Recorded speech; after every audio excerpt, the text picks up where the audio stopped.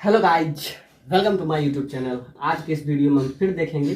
जैसा कि देख रहे थे, मॉडर्न फिजिक्स। अब हमारा नया चैप्टर है ईएमआई और एसी, जो कि प्रीवियस लेक्चर में जिस पे हम काम कर रहे थे। अब हमारा नया चैप्टर है और फुल्ली इसके बाद हम थोड़ा सा मैकेनिक्स पार्ट को हिट करेंगे। और जैसा कि हम बता दिए हैं कि इसके बाद ये जो आपका PYQ सीरीज है, प्रीवियस ईयर क्वेश्चन, तो इसमें अब तक बहुत सारे problem, I think more than 3000 problem which is covered in this particular series। और अब इसका ऑलमोस्ट लास्ट टाइम आ गया है। वैसे भी हम कह दिए कि this is the last week, hopefully this is the last month of this PYQ series. और इसमें हम अब तक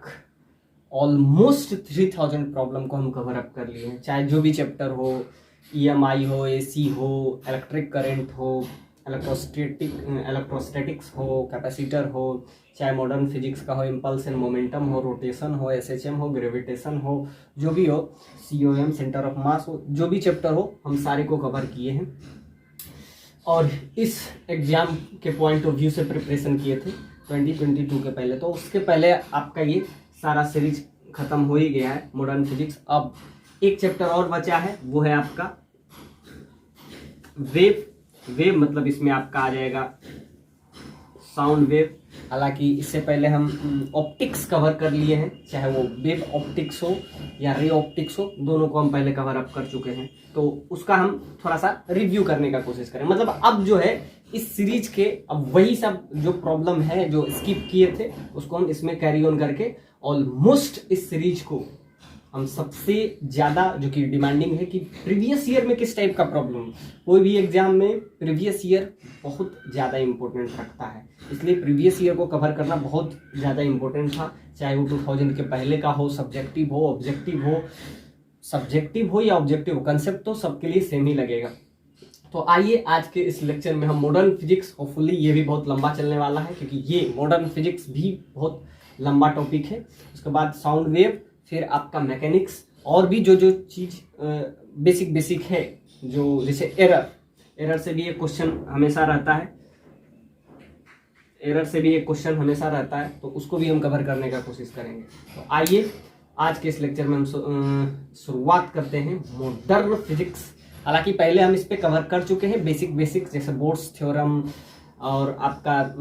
आइंस्टाइन इक्वेशन, ये सब बेसिक चीज़ जो था मॉडर्न फिजिक्स का, उस पर हम बहुत सारे प्रॉब्लम कर चुके हैं और हम प्लेलिस्ट बना देंगे, उसमें आप जरूर जाके देख लीजिए।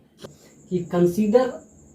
Consider a hydrogen atom with its electron in nth orbit, an electromagnetic radiation of wavelength that is 90 nanometer is used to ionize the atom if the kinetic energy of the injected electron is 10.4 electron volt, find the value of n। तो ये भी जो problem है आपका, ये आपका क्या,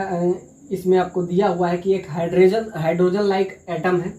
मतलब बोर्ड्स मॉडल इस पे अप्लाई हो सकता है, यानी बोर्ड्स इक्वेशन भी इस पे अप्लाई हो सकता है। इसमें दिया हुआ है consider N hydrogen atom with its electron in nth orbital and electromagnetic radiation of wavelength that is 90 nanometer is used to ionize the atom if the kinetic energy of the injected electron is 10.4 electron volt, then the value of a small atom है और उसका जो electron है वो nth orbit में an electromagnetic radiation of wavelength that is 90 nanometer is used to ionize the atom if the kinetic energy of the injected electron is। तो kinetic energy आपको दिया हुआ है, तो जैसा कि आपको पता है कि आपको दिया हुआ है एक वेवलेंथ, जिसका वेवलेंथ आप, तो यहाँ से एनर्जी अगर हम निकालें तो एनर्जी क्या होता है hc/λ। hc का वैल्यू आपको दिया हुआ है 1242 electron nanometre divided by 90 nanometre. तो यहाँ से आपका एनर्जी निकल जाएगा तो एनर्जी नैनोमीटर चला गया, तो यहाँ से आपका क्या आ जाएगा, वैल्यू आपका आ जाएगा, तो ये आपका आ जाएगा 1242 डिवाइडेड बाय 90 इतना इलेक्ट्रॉन वोल्ट। और आपको दिया कितना है एनर्जी इस पे, तो एनर्जी आपको दिया हुआ है 10.4 इलेक्ट्रॉन वोल्ट। हालांकि आपसे वैल्यू तो सिंपली एन का ही पूछा है, तो यहाँ पे इसके अंदर काइनेटिक एनर्जी है, तो ये इसको हम क्या करेंगे, सब्ट्रैक्ट कर देंगे, और आपसे दिया हुआ है तो यहाँ से एनर्जी आपका ये आ गया, तो इसका वैल्यू करीब करीब कितना आ जाएगा 3 से, तो ये करीब करीब आपका आ जाएगा 3 से, अगर इसको हम डिवाइड करें तो ये आपका हो जाएगा 30, और ये आपका क्या हो जाएगा 4, और यहाँ से 1 और 2 इतना आ जाएगा। एनर्जी आपका आ गया ई का वैल्यू, तो ई क्या होता है hc बाई लैम्डा, लैम्डा का वैल्यू दिया हुआ था, तो इसके पास एनर्जी जो आपका आया वो कितना आया 13.8 इलेक्ट्रॉन वोल्ट, ये आपका आ गया। और इसके अंदर जो काइनेटिक एनर्जी हम दिए हैं वो कितना दिए हैं, होता क्या है इस टाइप से, आपका ground state, excited state, first excited state, second excited state, ये जो पहला होता है ये आपका होता है, ये आपका ग्राउंड स्टेट होता है,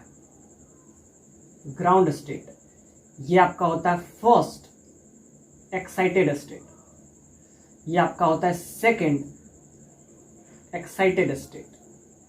तो ये कुछ इस टाइप से है, तो इसमें हम एनर्जी देते रहते हैं।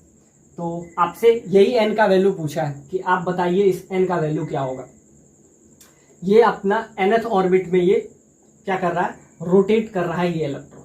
तो पहले हम देख लिए कि इसके पास एनर्जी कितना है, इतना, और इसको गिवन कितना है, तो इसके पास जो एनर्जी दिया हुआ है ये आपका एनर्जी आया। तो इसको अगर सब्ट्रैक्ट करते हैं, और आपसे क्या पूछा है, आपसे पूछ रहा है किस, तो इसके अंदर जो एनर्जी होता है वो किस फॉर्म में होता है, तो 113.6 divided by n square into Z square. लेकिन यहाँ पे दिया क्या है, यहाँ पे आपको गिवन है कि ये हाइड्रोजन एटम है, दिस इज हाइड्रोजन एटम। तो हाइड्रोजन एटम है तो जेड का वैल्यू क्या हो जाएगा 1 हो जाएगा, तो एनर्जी क्या हो जाएगा 13.6 by n square into Z square. तो ये आपको दिया हुआ है, तो यहाँ से अगर हम वैल्यू निकालें तो ये क्या आ जाएगा, दोनों हम सब्ट्रैक्ट करेंगे तो E1 माइनस E2। तो इस टाइप से होता है कि ground state, first excited state, second excited state, ये आपका क्या हो जाएगा, ये प्रोबेबली थर्ड एक्साइटेड स्टेट, इस टाइप से जाएगा। तो एन का वैल्यू 1 2 3 इस टाइप से चलते रहेगा। तो वही आपको दिया हुआ है कि एक electromagnetic radiation of wavelength that is 19 nanometre था। तो यहाँ से हम उसका पहले वैल्यू निकाल लिए। अब हम E1 माइनस E2 निकाल लेते हैं कि एनर्जी गैप कितना है। तो एनर्जी आपका आया 13.8 माइनस यहाँ पे क्या हो जाएगा 10.4 इलेक्ट्रॉन वोल्ट। यहाँ से वैल्यू आपका आ जाएगा 0.4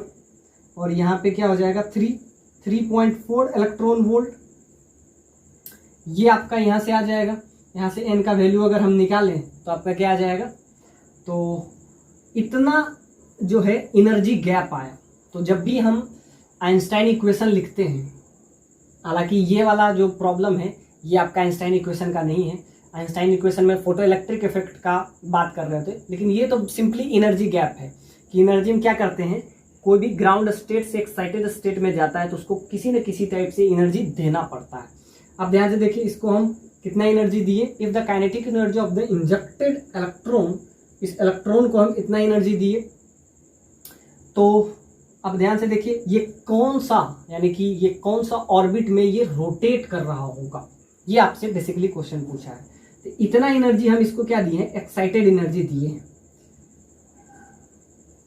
इस 19 नैनोमीटर वेवलेंथ है इलेक्ट्रोमैग्नेटिक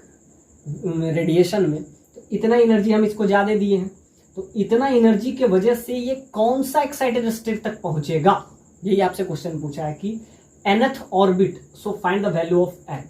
तो यहाँ से n का वैल्यू अगर निकालेंगे तो 13.6 divided by n square, it is basically equal to 3.4 अब यहाँ से क्या हो जाएगा 13.6 divided by 3.14 that is equal to n²। ये आपका 4 से मल्टीप्लाई आप कीजिए तो ये कितना आ जाएगा एग्जैक्टली 4 से, क्योंकि n का वैल्यू कुछ भी होगा इंटीजर होगा। हालांकि ये प्रॉब्लम भी आपका इंटीजर टाइप है, तो अप्रोक्सीमेटली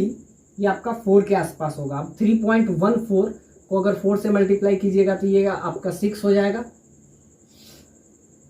4 4 जा 16 और ये आपका क्या हो जाएगा 12 13.6। यानी कि ये हम बात भी कभी कभी कर रहे होते हैं कि फर्स्ट एक्साइटेड स्टेट में यहाँ से एनर्जी घटते जाता है, तो n² का वैल्यू क्या हो गया 4, so n that is basically equal to 2। तो ध्यान से देखिए एनर्जी जो है इस रेट से चेंज करता है। अब जब बात कर रहे हैं इलेक्ट्रॉन वोल्ट की, तो ये सारा सिस्टम हम काम कर रहे हैं इलेक्ट्रॉन वोल्ट पे, तो हम क्या इसको कितना एनर्जी दिए, तो इसको इतना एनर्जी का इसके पास एनर्जी आया। अब ध्यान से देखिए दिए तो हम इतना ही है, ये एनर्जी तो नेगेटिव है, ये जो भी आ रहा है ये तो नेगेटिव एनर्जी होगा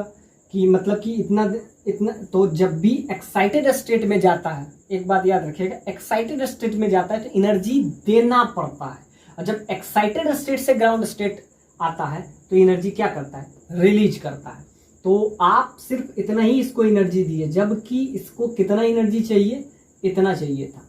ये जो है ये नेगेटिव में आएगा, तो इसके पास क्या है एनर्जी गैप। तो यहां से वैसे भी आप याद रखिएगा कि एनर्जी जो वेरिएबल है वो किस रेट से चेंज करता है 13.6 से नीचे क्या हो जाता है, नीचे n²। n क्या है ऑर्बिट, और z क्या है, अगर ये हाइड्रोजन टाइप एटम नहीं होता तो z से क्या होता है मल्टीप्लाई हो जाएगा। तो ये रेट से आप याद रखते तो यहां से निकालना। और वैसे भी एनर्जी होता क्या है hc/λ। h क्या है प्लैंक्स कांस्टेंट, c क्या है लाइट के स्पीड से, वैसे भी इलेक्ट्रोमैग्नेटिक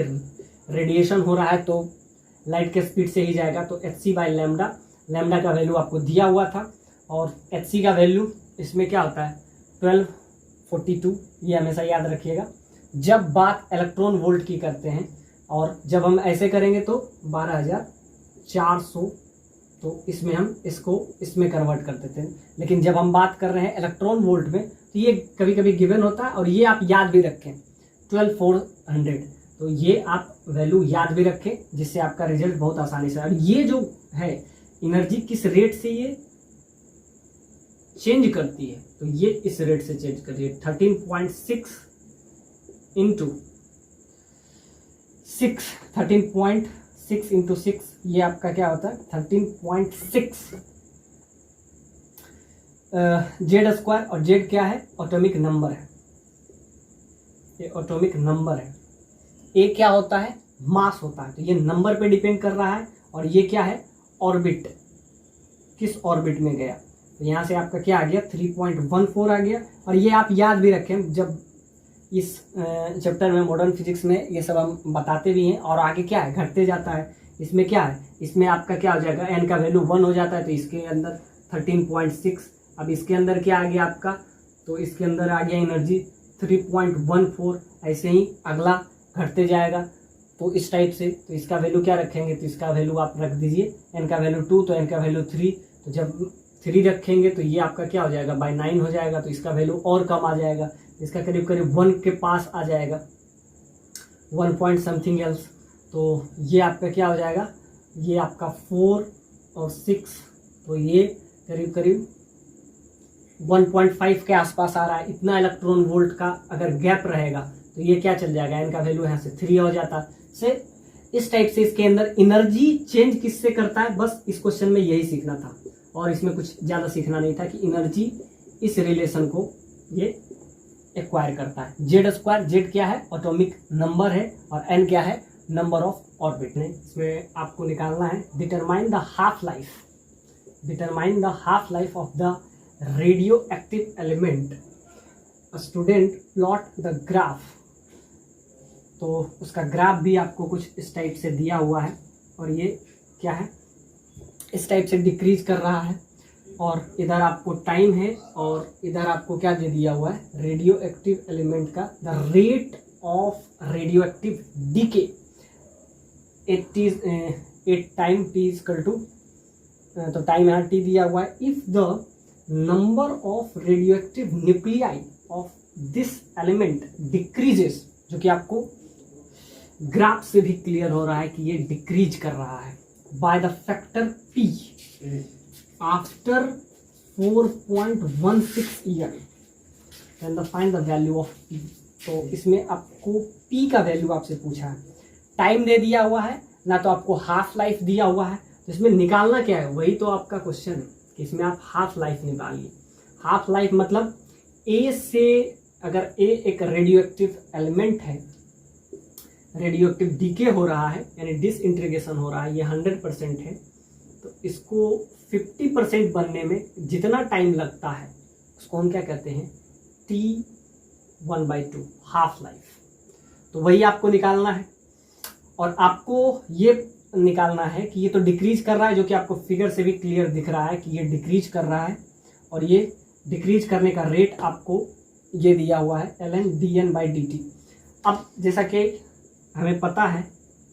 कि ये डिसइंटीग्रेट या डीके e का power minus lambda into T पे होता है, इस रेट से होता है। तो आपको क्या करना है, ये डिसइंटीग्रेशन है और ये n क्या है, number of nuclei, number of nuclei यानी number of disintegration per second. तो ये टोटल नंबर ऑफ न्यूक्लियाई जो बच जाता है डिसइंटीग्रेशन से, वो है नंबर ऑफ न्यूक्लियाई, जो कि आपको दिया भी है। Radio active nuclei of this element decreases by factor P, P से ये डिक्रीज कर रहा है, और ये क्वेश्चन इंटीजर टाइप है, तो again the value of N, value of P आपसे पूछा है। तो जैसा कि आपको गिवन है एन टी, जो कि डिसइंटीग्रेट करता है और ये एक्सपोनेंशियली डिक्रीज करता है, एन नोट ई का power minus lambda into T. अब क्या करेंगे, तो बोथ साइड हम क्या ले लेंगे, लॉग ले लेंगे। तो यहाँ से अगर हम वैल्यू ले लेते हैं तो आपका क्या हो जाएगा, ln यानी कि लॉग ln, तो यहाँ पे आपका क्या हो जाएगा, इसको लास्ट में हमको क्या करना है, डिफ्रेंशिएट करना है। एक बार पहले हम डिफ्रेंशिएट कर लेते हैं, differentiate with respect to, differentiate with respect to time, time के रिस्पेक्ट में पहले डिफ्रेंशिएट करेंगे और लास्ट में हम फिर लॉग लेंगे। तो पहले हम डिफ्रेंशिएट करते हैं, तो इसको डिफ्रेंशिएट करेंगे dN/dt यानी कि number of disintegration of nuclei पर सेकेंड, पर second number of nuclei disintegrate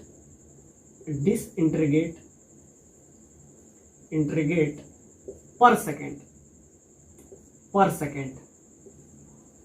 पर सेकेंड बोलिए, या इसको रेडियो एक्टिव डीके बोल दीजिए, या इसको हम क्या लिख सकते हैं, radioactive decay, radioactive decay. तो यहाँ से हम वैल्यू निकाल लेंगे। तो एक बार डिफरेंशिएट किए, जैसा कि आपको पता है EX का आप इंटीग्रेशन कीजिए या EX का डिफरेंशिएशन कीजिए, दोनों का वैल्यू क्या होता है, सेम ही होता है, EX ही हो जाता है। तो इसका डिफरेंशिएशन करेंगे तो ये आपका क्या हो जाएगा, एन नोट तो कांस्टेंट रह जाएगा, ई का power minus lambda into T, यही होगा। फिर इसका करेंगे तो माइनस लैम्डा हो जाएगा, तो ये आपका क्या हो जाएगा, N naught into minus lambda e का power minus lambda into T, तो ये समथिंग कांस्टेंट होगा। अब क्या करेंगे, दोनों साइड हम क्या ले लेंगे, लॉग लेंगे, टेक लॉग बोथ साइड। पहले हम क्या किए, डिफरेंशिएट किए, फिर लॉग ले लिए, क्योंकि आपसे यही तो पूछा है। तो ऐसी का इक्वेशन आपको दिया हुआ है, तो यहाँ से हम क्या निकाल लेंगे, पहले टेन थीटा निकाल लेंगे। तो टेन थीटा निकालेंगे, तो यहाँ से पहले हम क्या कर रहे हैं, डिसइंटीग्रेट कर रहे हैं। तो अब दोनों साइड अगर हम लॉग लेते हैं तो ये क्या हो जाएगा, अब बोथ साइड हम क्या ले लेते हैं, लॉग, और लॉग और टाइम के बीच में। तो यहाँ से हमको क्या निकालना पड़ेगा, टी हाफ लाइफ। वही आपसे पूछ रहा है कि टी हाफ लाइफ कैसे इसमें निकालेंगे, और आपसे क्या कह रहा है, डिक्रीज बाय फैक्टर पी, और टाइम भी दे दिया है 4.16 ईयर के बाद। तो ये पी का वैल्यू, तो हम क्या किए, दोनों साइड लॉग ले लिए। पहले हम डिफरेंशिएट किए, इसका ग्राफ क्या था, एन नोट ई का power minus lambda into T. पहले हम डिफरेंशिएट किए with respect to time, time के रिस्पेक्ट में, so D N by D T basically N naught और ई का power minus lambda into T, तो इसका डिफरेंशिएशन क्या हो जाएगा माइनस लेमडा, और उसके बाद हम क्या लिए take both side log, take both side log, तो यहाँ से आपका क्या हो जाएगा, तो ये ln, ये तो कांस्टेंट टर्म है माइनस लेमडा, ये तो यहाँ पे रह जाएगा डिसइंटीग्रेशन, वैसे भी डिसइंटीग्रेशन हो रहा है तो ये नेगेटिव साइन क्या हो जाएगा, वो नेगेटिव साइन ये कह रहा है कि ये डिसइंटीग्रेट हो रहा है यानी कि कम हो रहा है, तो ये d आपका क्या हो जाएगा N T by D T, तो ये आपका आ जाएगा it is basically equal to, और अगर हम इसको डिफ्रेंशिएट किए तो N naught into minus lambda, और इधर अगर हम लॉग लिए तो क्या हो जाएगा, ये सारा ये तो कांस्टेंट टर्म समथिंग हो जाएगा एन नोट इंटू लेमडा, और ये ln ई भी बेस है और ई का power minus lambda into T, तो यहाँ से आपका क्या हो जाएगा, तो यहाँ से आपका सिंपली हो जाएगा, ये आपका हो जाएगा, इसका भी बेस ई है और इसका भी बेस ई है, तो यहाँ तो सिंपली हो जाएगा एन नोट इंटू लेमडा, और यहाँ पे आपका क्या होता है lambda into T with negative sign, तो ये आपका आ गया वैल्यू।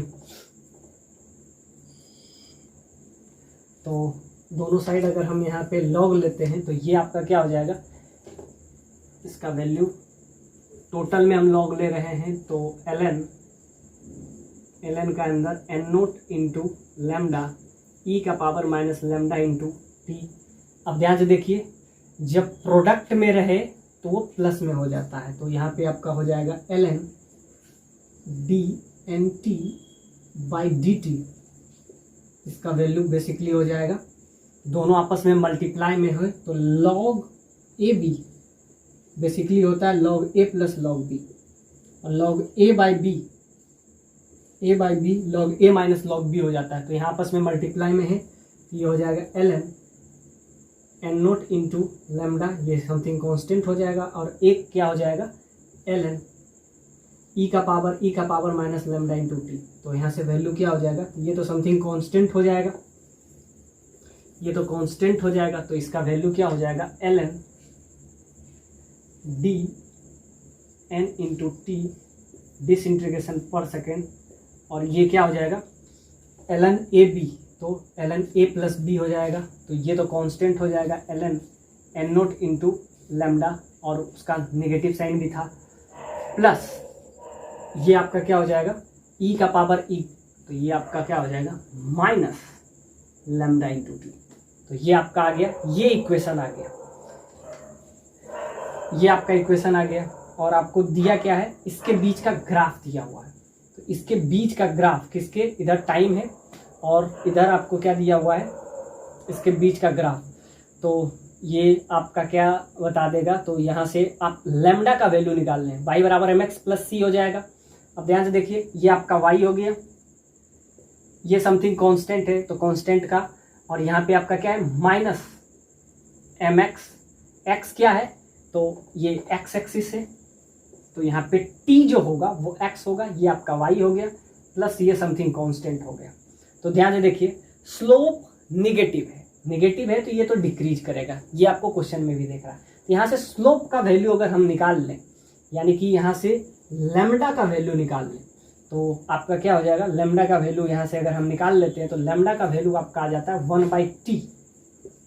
यस, ये आपको दिया हुआ है, दोनों को सब्ट्रैक्ट कीजिएगा तो यहाँ से क्या आ जाएगा लेमडा का वैल्यू, तो ये आपका क्या आ गया बेसिकली tan थीटा, यानी कि इसको हम स्लोप भी कहते हैं। तो स्लोप यहाँ से अगर हम निकाल लेते हैं तो यहाँ से आपका क्या वैल्यू आ जाएगा, टाइम तो t है और लेमडा का वैल्यू आपका आ जाएगा, लेमडा का वैल्यू आपका आ गया, तो यहाँ से हम क्या निकाल लेंगे t हाफ लाइफ क्या होता है 0.ln2 बाय लेमडा, और यहाँ से सिर्फ हम लेमडा निकाल रहे हैं, यानी हम किए क्या है, सिंपली इक्वेशन को कंपेयर कर देंगे, यानी ये जो है हम क्या लिखेंगे, कंपेयर द